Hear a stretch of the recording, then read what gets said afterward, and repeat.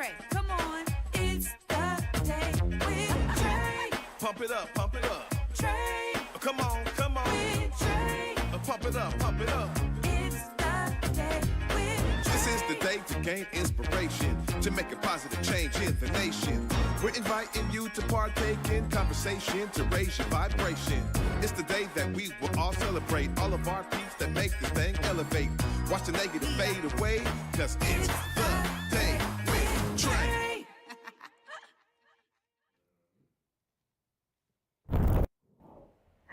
Grand Rising, everyone. Welcome to the Day with Trae. I'm your host, Trae Holiday. I get to welcome you to start your week off with me with a magnificent Monday. Really excited for my guest who's in the building with me today. We got Ed Ewing in the building, Executive Director of Bike Works, y'all. We're gonna be learning all about the work they do, but also about his journey into this work. And I'm really excited that he's here to not only share with me, but with you all as well. And y'all know I'm excited y'all are joining us. And of course, this is the top of the show. So this is where you get to help us grow by sharing this show right here with others who you feel could benefit from our daily dose of dopeness we work to give you here on the Day with Trae. And if you can't watch our TV show, we still got you covered, y'all, because you can listen to us as a podcast. Anywhere you find your favorite podcast, just search Converge Media Network and the Day with Trae. You'll find us there on your favorite platforms. Now, y'all know before I get into it with Mr. Ed here, I gotta get into it with y'all. You know, every Monday, I love to be able to recap my weekend. And of course, this weekend, I got to be not only in community, but spending some vital time with my son as he was, of course, in his performance of A Raisin in the Sun at Taproot Theater. Y'all been hearing me talk about this, but I gotta tell you, it is so great to see not only him getting seasoned, but the cast molding so well together. And it was a great performance on Saturday in the matinee. I'm sure they had an amazing performance in the evening. You know, there's something so special about seeing this cast bond and really showcasing what it looks like for families, not only back in 1959, but also today. You know, some of these stories that we have in not only theater, but in books and in so many literary arts of works, it's true that there is some connection to what we're experiencing to this very day. And when I think about the connections and the synergy of that family story of A Raisin in the Sun to so many people to this very day who maybe have been broken by systems or, you know, thrown against the wall in different areas of their life, hitting those glass ceilings in, you know, corporate spaces, trying to become who they're supposed to be and being thwarted by the different realms of our society. My heart goes out to you all. But one thing I want to share is that there is something special about your resilience. So when you find yourself being kind of hit up against a wall or trying to really dive into your purpose or find your purpose, just remember that the journey is long for many of us to get there. And it's okay. Give yourself some grace and understand that you are vital in this world. Y'all know that's what it's all about here on the Day with Trae as I work to uplift these amazing, inspiring stories so you can move away from any type of apathy, depression, the things that may be holding you back from you being great. I want you to not only be inspired by these stories that we share here, but just know that you too could be right here in the studio with me sharing your inspiring story as you continue to persevere through all of the ways that you may be held back. So I encourage you to, of course, go see A Raisin in the Sun at Taproot Theater. It's on for a couple more weeks this month, y'all, so you got some time. You can look up Taproot Theater. It's up north in Seattle, and you can actually see this amazing story of this family as they go through a journey of disappointment, heartbreak, and resilience. And maybe you can be inspired by what they're going through from a depiction of families in 59. We're still seeing it to this day, y'all. So go ahead and get your tickets today. It is a phenomenal show. You won't be disappointed. Well, up next after this break, we got Ed Ewing in the building, y'all. We're going to be learning all about Bike Works and, of course, sharing his personal journey. You don't want to miss it. Stay tuned. You're watching The Day with Trae. Listen up, Puget Sound. This is a call to my fellow Black business owners. It's your girl, Vasa Gordon. It's your boy, Eric Calligraphy, and I know times are tough out here. Especially for our restaurants, dude. I already know you're feeling the weight. But let me be clear, we're not going to stand by and watch our community struggle. Here at Back to Basics and Converge Media, we know Black businesses are the heartbeat of our community. We bring the culture, the flavor, and the soul, and we need you to keep on thriving. We need you. So that's why we're opening our platforms to you. Whether it's telling your story, shining a light on your challenges, grabbing resources for you to know about. Dude, we even want to help bring more customers through your doors. Man, we got you. Are you a restaurant owner trying to keep your lights on? A new business fighting to make your mark? Whatever your story, we want to hear it and help.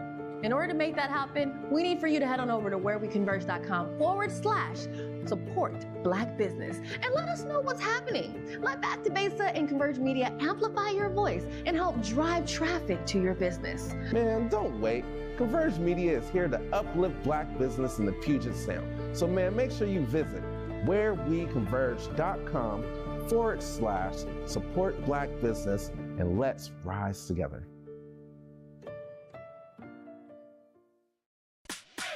Hey, what up, everybody? Truth Talks is one of the hottest shows streaming, and we're expanding. You can catch all the tea live and unedited Monday through Friday at 8 p.m. Eastern, 5 p.m. Pacific, and again at 11 p.m. Eastern, 8 p.m. Pacific.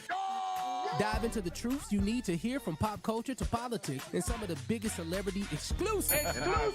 I wrote the song in the car. Get out the way. That was my theme song. Set your reminder to catch us live on Fox Soul or binge watch on YouTube/Fox Soul. Africatown Plaza is our latest affordable housing development project. It's 126 units of affordable housing over community commercial space. It's the first time in my career, and I've been doing this for 10 years, that I was able to design for people who look like me. Africatown Plaza is a beacon of hope. Africatown Plaza is a love letter to the community.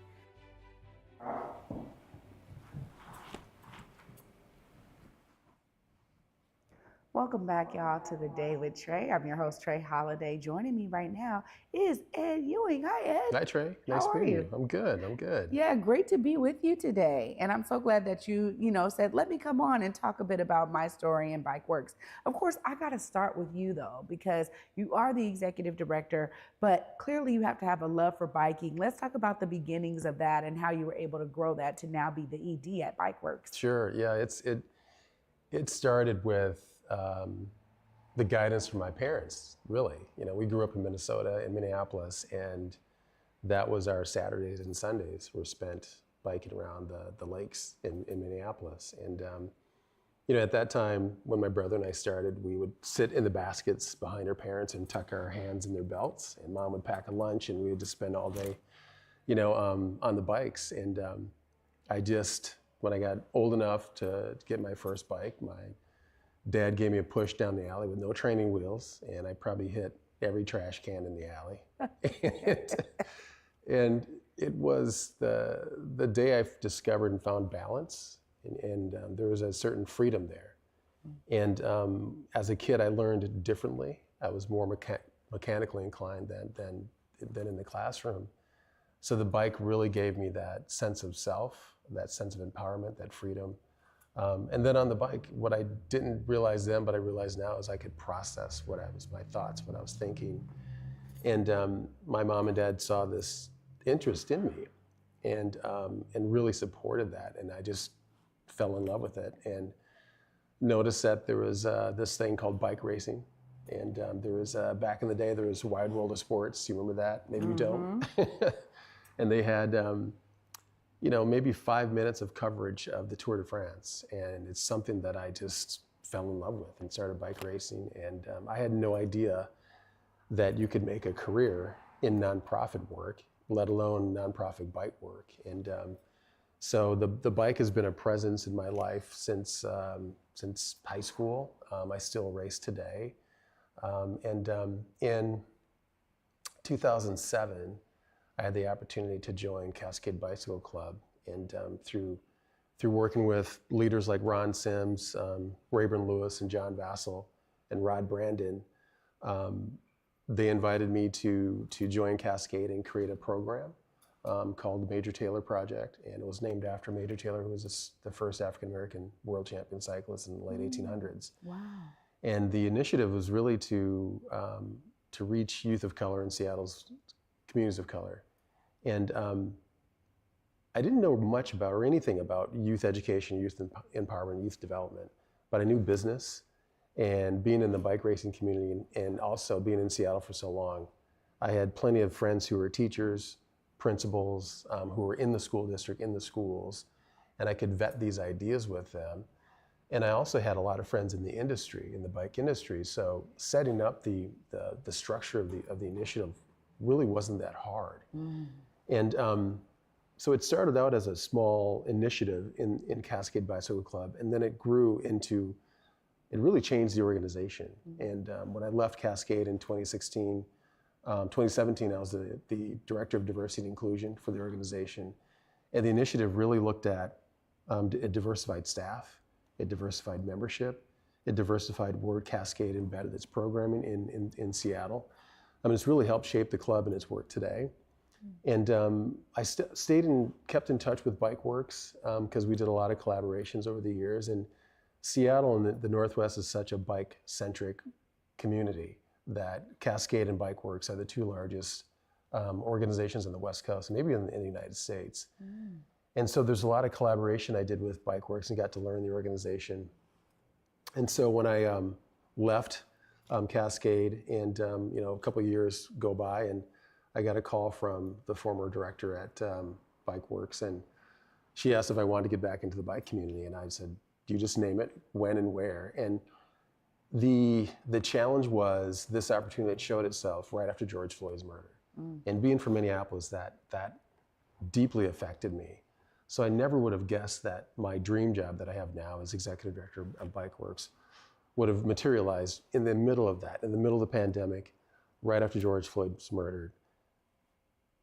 I tell people it was the perfect, unfortunate storm for me, and a perfect time to step into the organization and to center racial equity in the organization's work. BikeWorks has been around since '96, and the core of its work is social justice through affordable transportation. And the work that we were doing, we didn't have to change course. We doubled down on it, and we're doing that even more now with the current energy that's coming from the current administration in DC. We don't really have to change course because this has been our core of our work since 1996.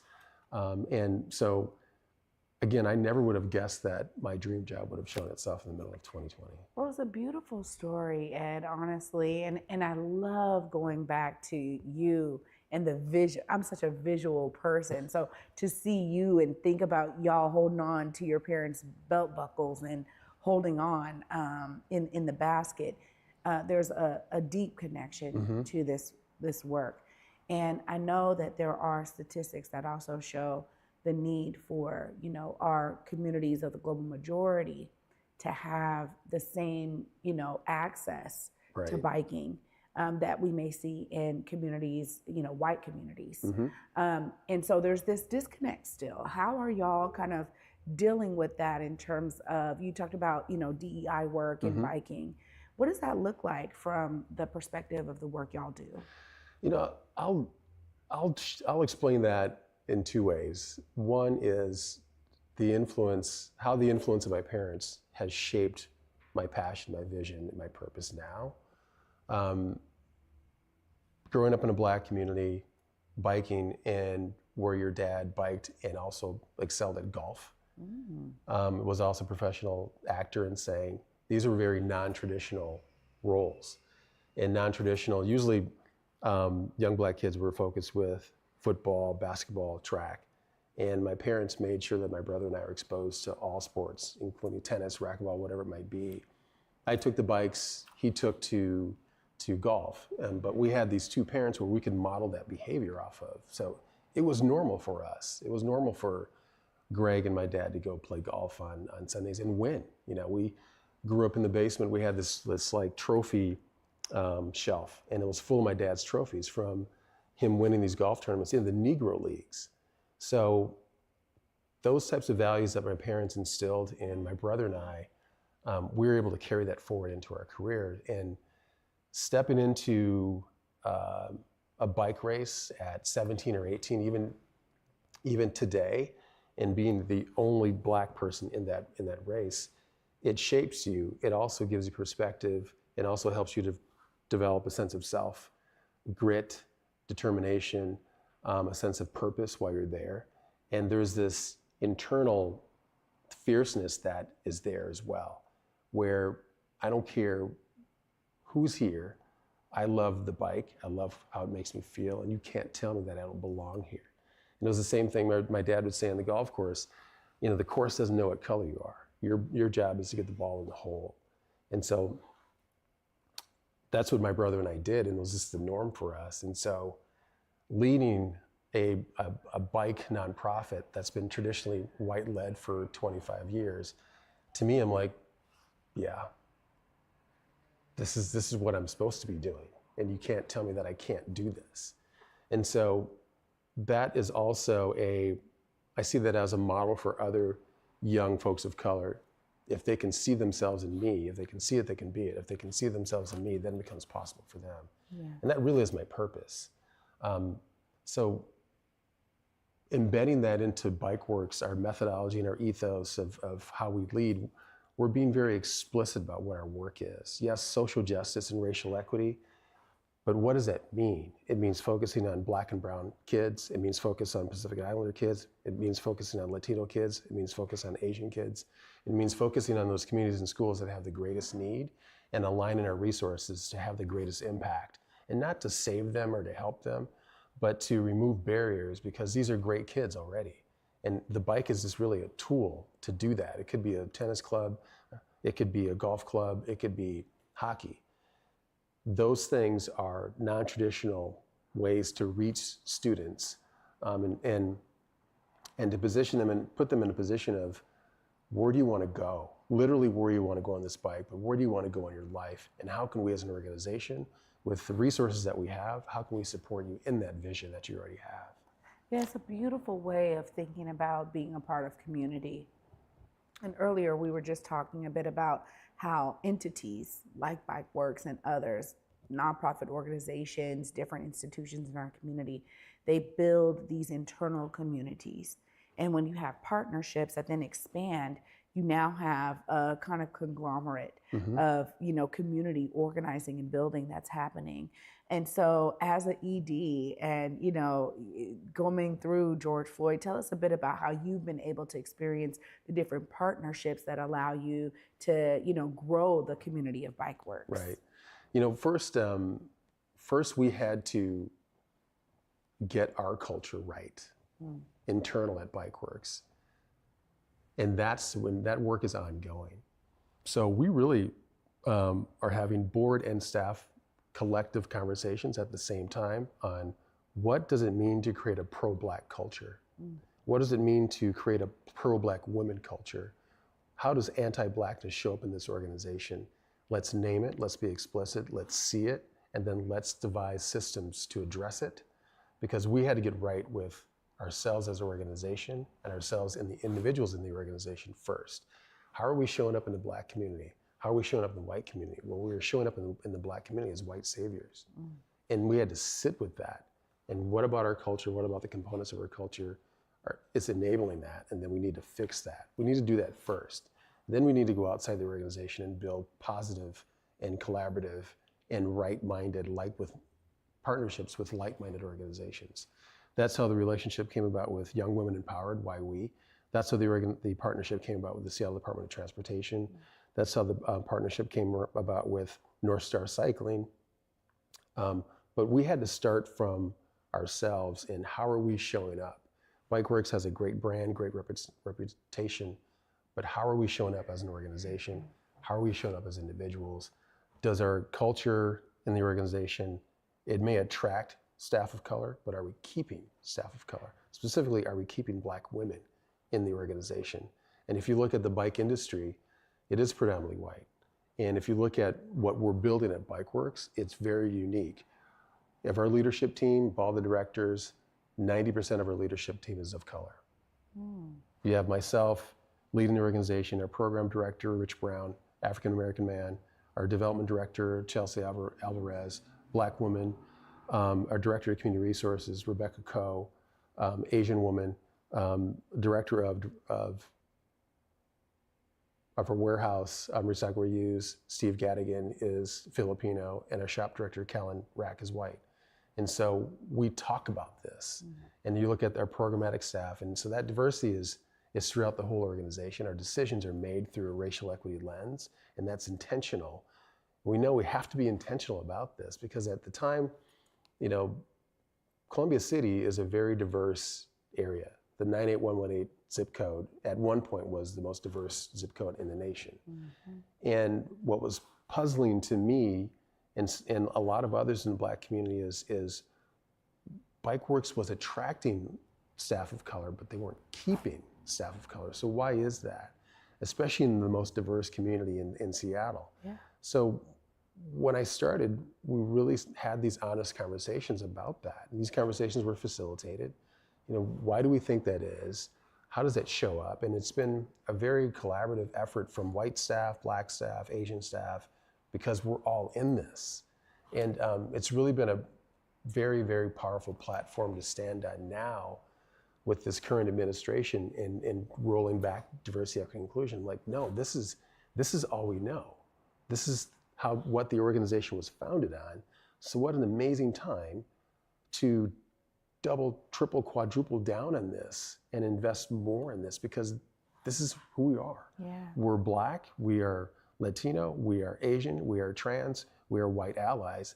This is the foundation of the organization, and this is our time to stand in this and stand shoulder to shoulder with our community partners. Yeah, absolutely. I mean, you know, there's something special about not just being responsive to the time, but making that intentional commitment even more clear across the organization. Right.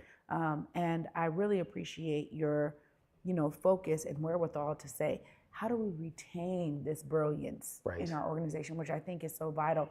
A lot of leaders are having to grapple with very similar ideas right now, particularly with what's going on federally. So I am so grateful to learn more about Bikeworks. Of course, now people want to know how they can get engaged, get involved. Maybe y'all have volunteers. Maybe y'all need, you know, support. Maybe there's ways that we can be at events y'all do. Please look right there and let folks know how they can tap in. We need all of that. We're based in Columbia City in the big yellow house. Everybody knows the yellow house. We have our annual fundraiser coming up Sunday, April 27th, called Bike Excitement. It's at Soto Park. Please visit our website, bikeworks.org, for volunteer opportunities. And if you're inspired, make a donation as well. But we love to have people in for tours and for just to stop by and to see what we're all about. So. Wow, Ed, thank you so much for the work you're doing.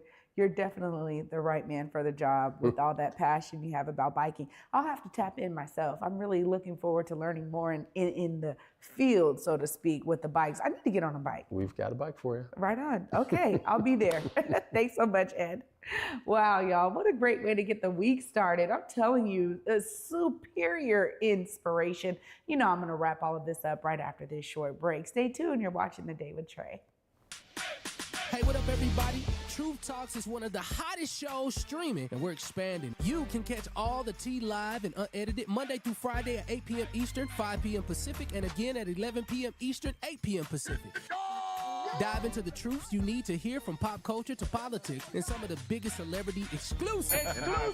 I wrote the song in the car. Get out the way. That was my theme song. Set your reminder to catch us live on Fox Soul or binge watch on YouTube/Fox Soul. Getting the scholarship really changed the conversation. It went from, no, I can do school in my free time and make it work, to I could only focus on school and I could be the best I can be every single day. I can soak up everything. I can read before class and make sure I'm not just learning enough to pass a test. Like, I could really pour all my time into school. That's what having a Seattle College Foundation scholarship did for me. Ready to be intentional with your spending? Whether you're gifting it or using it for yourself, the Buy Black card allows you to shop at many different Black-owned businesses across the greater Seattle area, like Love a Latte, Dramer Ice Cream, Motis Beauty Supply, Pizza by Ruffin, The Spa House by Queen Care, and so many more. You can see the full list of participating businesses when you sign up for your Buy Black card at intentionalist.com. And thanks to our friends at BECU, you'll save 20% when you load your card. Spend like it matters with the Buy Black card. Welcome back, everyone, to the Day with Trae. I'm your host, Trae Holiday. Huge shout out to my guest today, Ed Ewing, Executive Director at BikeWorks, giving us some amazing inspiration to start our week. And I'm telling y'all, when we think about how people are living in their purpose, Ed is truly doing it, starting from such a young age, loving the bike, and now being someone who is leading an organization that is truly making an impact on ensuring that access to biking is there for everyone. Now, y'all know I'm inspired. I want you to be inspired because whatever it is that you can do to be a part of the solution, we all benefit when you choose to do so, just like Ed showed you here today that he is doing. So I want to offer this opportunity for y'all to go to the website, volunteer, donate, check out their amazing gala that's coming up later on in the month. And also, if you are someone who got so inspired to make a choice today that says, I'm going to donate to this organization, hit me up on Instagram. Let me know that this was impactful for you at Trae Holiday. We look forward to hearing the ways that this story was impacting you. Thanks so much for watching today, y'all. You know, I'll be back with you throughout the week, starting with tomorrow. And until then, at 11 a.m., y'all, peace.